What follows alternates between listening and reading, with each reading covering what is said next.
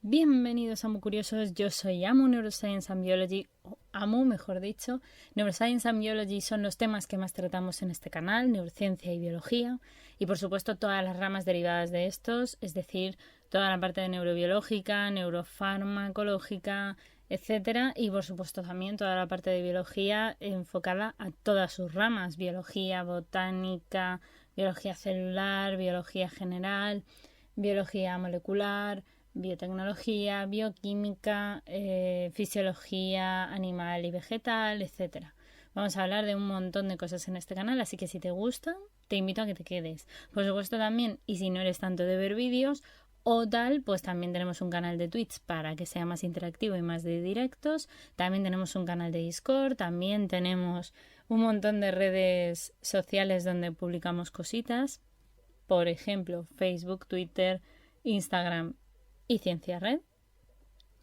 Y por supuesto también tenemos no solamente todo esto, sino que tenemos un blogger donde publicamos también cositas escritas un poquito más extensas, y también tenéis, para más información y para si queréis contenido un poco más exclusivo, el Patreon, donde de vez en cuando pues oferto cositas, tenéis cierto poder dependiendo de qué nivel elijáis.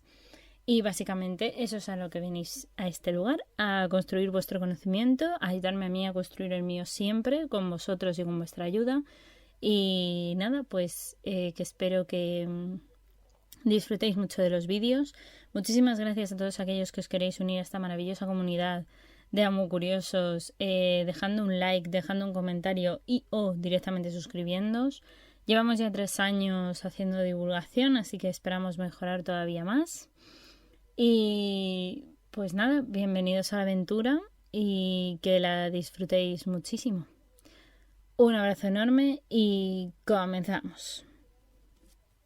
El equilibrio hidroeléctrico también es importante porque la ingestión y la pérdida de agua también son evidentemente parte de cómo eso funciona y de cómo se regula todo el sistema renal. Cuanto más sudamos, menos vamos a ir al baño.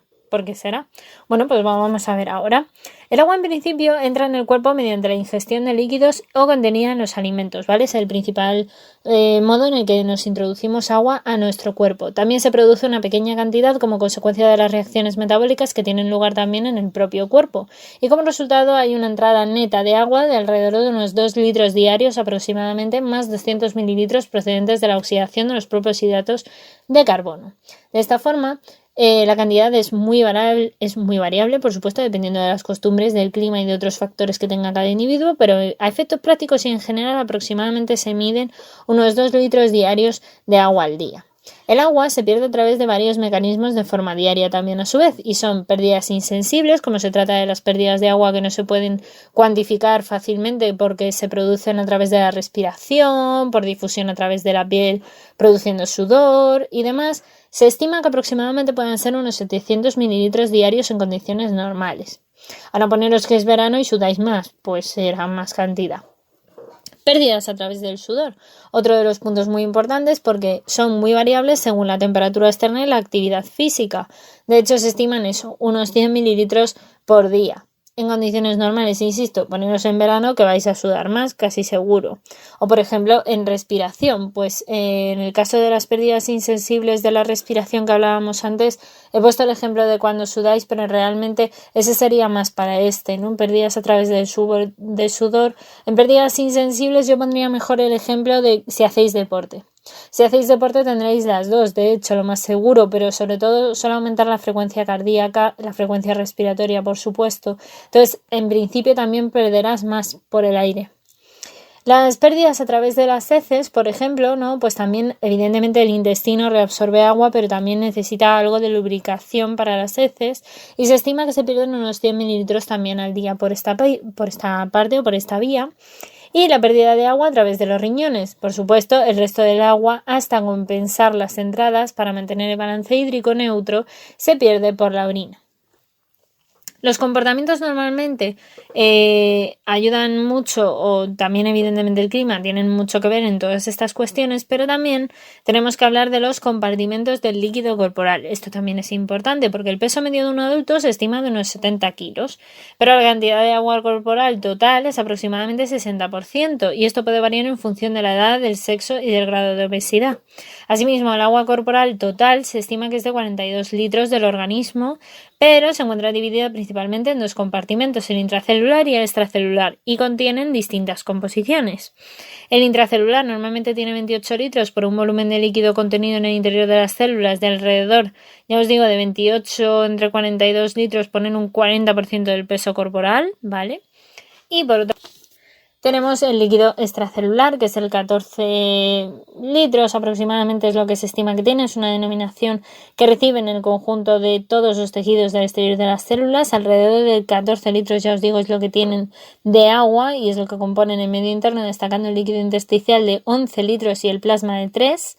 Recordar, por tanto, que la sangre, no obstante, ocupa 5 litros, de los cuales 3 estaban en el plasma, 2 en el líquido de los eritrocitos. Esto es un dato que ya lo veremos muchísimo mejor en el tema de la parte de la sangre que ya veremos más adelante, pero sí que es verdad que es importante, ¿vale?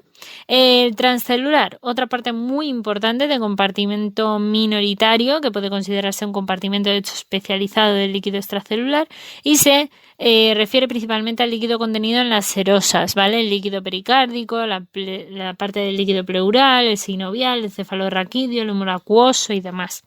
La determinación de los volúmenes de los siguientes compartimentos también hace que sea muy importante, porque el agua corporal total, para medir el agua corporal total normalmente se debería usar el agua radiactiva, el tritio, y el agua pesada o el deuterio. También hay veces que se usa la antipirina, que es muy insoluble, muy liposoluble. El líquido extracelular, por su parte, que es el espacio del sodio o el espacio de la inulina, ¿no? La inulina, el tiosulfato, el sodio radiactivo, el cloro radiactivo o el iotalamato, también radiactivo, se suele utilizar. O el líquido intracelular, que no se mide directamente, sino por la diferencia entre el total menos el extracelular, es decir, los dos anteriores. Tendríamos, por tanto, que el volumen intracelular es igual al volumen total menos el volumen extracelular. En el plasma, sin embargo, sabemos que la albúmina sérica es la que marca junto con el yodo radiactivo, ¿no? De esta forma que está marcada, o con el colorante de Evans, que también es un colorante que se utiliza normalmente de color azulado en las cirugías a veces, tiene una alta afinidad por proteínas plasmáticas, y también tenemos el líquido intersticial, que se puede calcular nuevamente también indirectamente como el volumen extracelular menos el volumen de plasma que acabamos de ver. También está el volumen sanguíneo, que es el que conoce el hematocrito, y el volumen del plasma, que ya lo veremos mucho mejor en el tema de la sangre, pero que es importante tenerlo en cuenta. La osmolaridad, por tanto, plasmática es básicamente mantenida constante entre unos límites estrechos, en torno entre 290 y 300 miliosmoles por litro.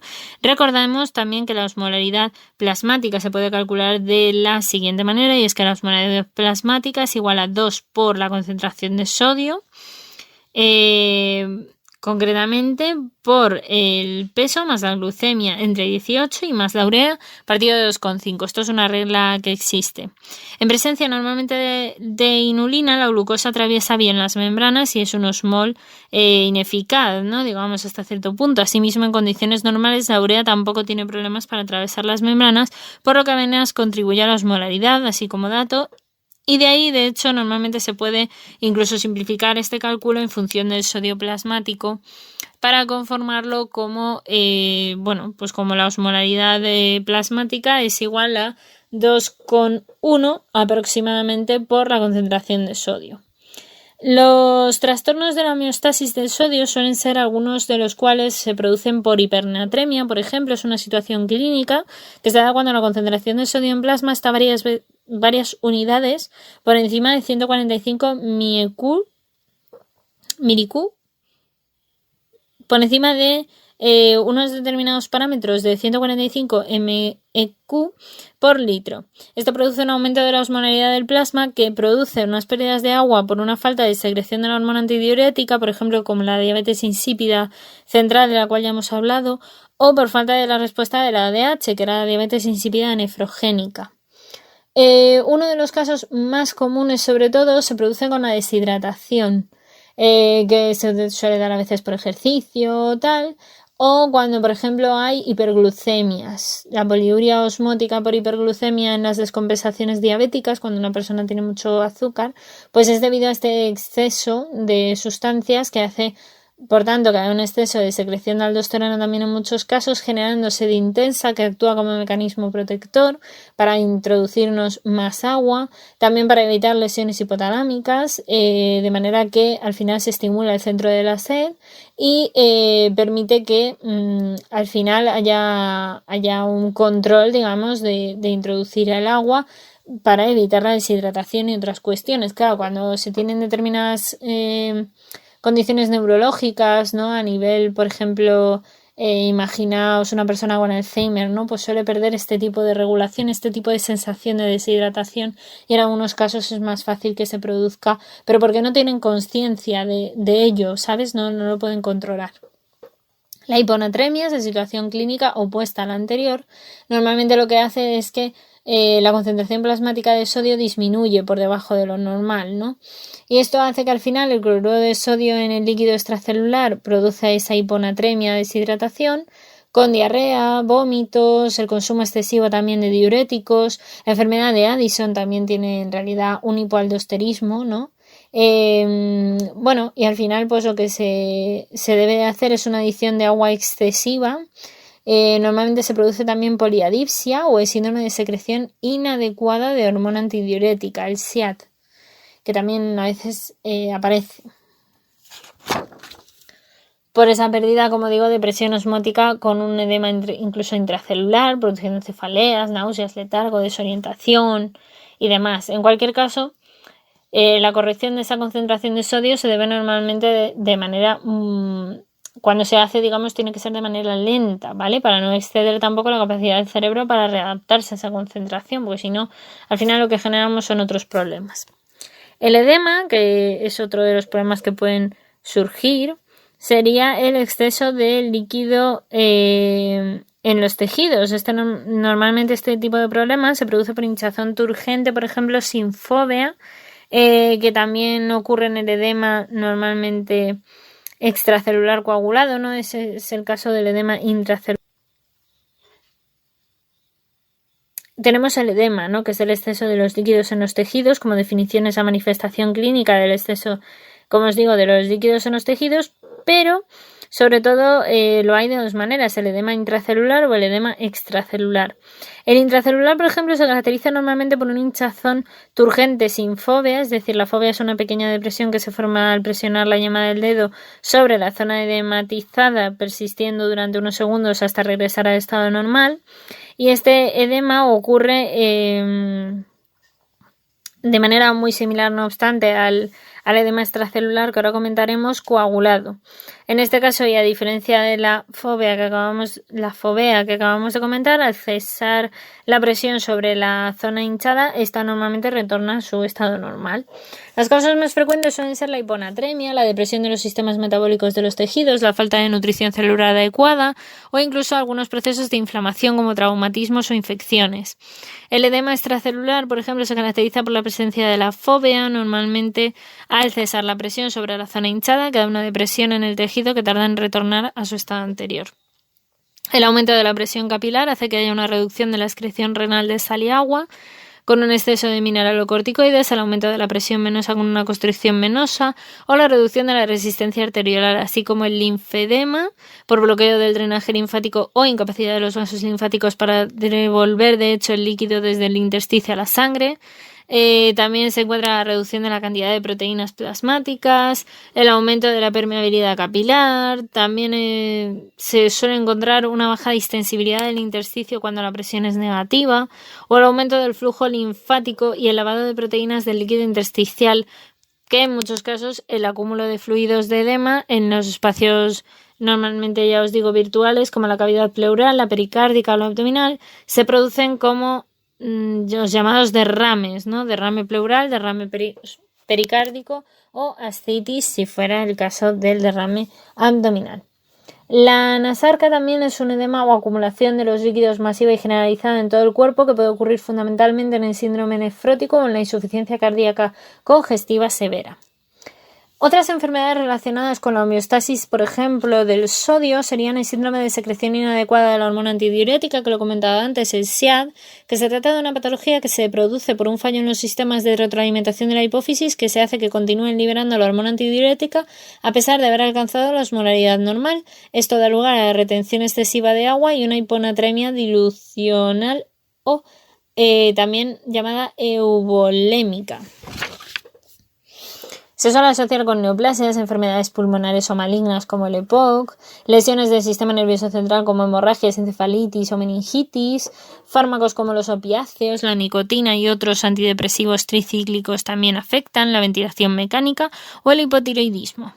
La diabetes insípida, otra de las cosas que puede ocurrir es que haya una enfermedad debida a un déficit de la ADH y esa respuesta reducida a la misma se hace como consecuencia de que el riñón sea incapaz de concentrar la orina.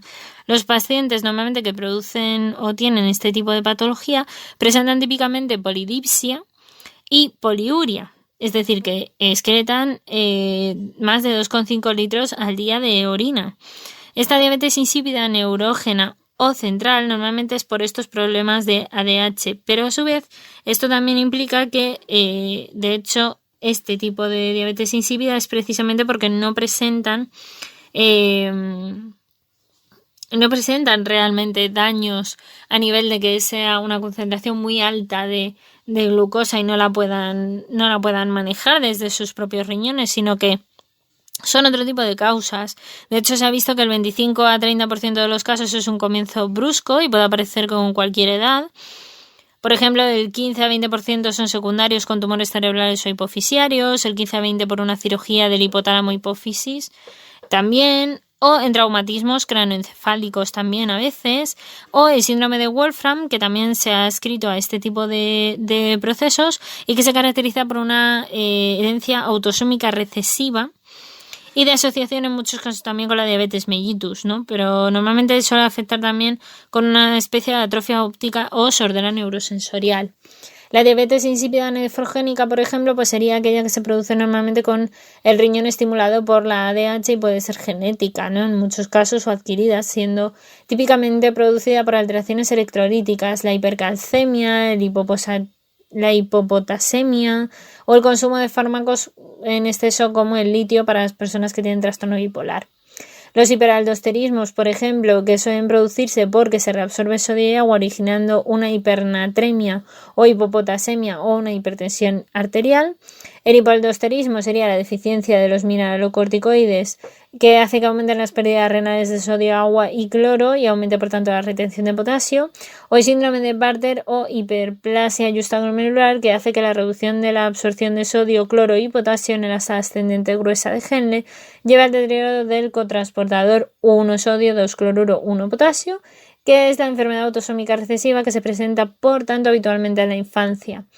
La activación por tanto de ese sistema renina-angiotensina-aldosterona se queda con procesos de hipovolemia y el síndrome de Bartter está sobre todo caracterizado por por la hipopotasemia y la alcalosis metabólica. Los trastornos de la homeostasis en el potasio y en otros muchos componentes.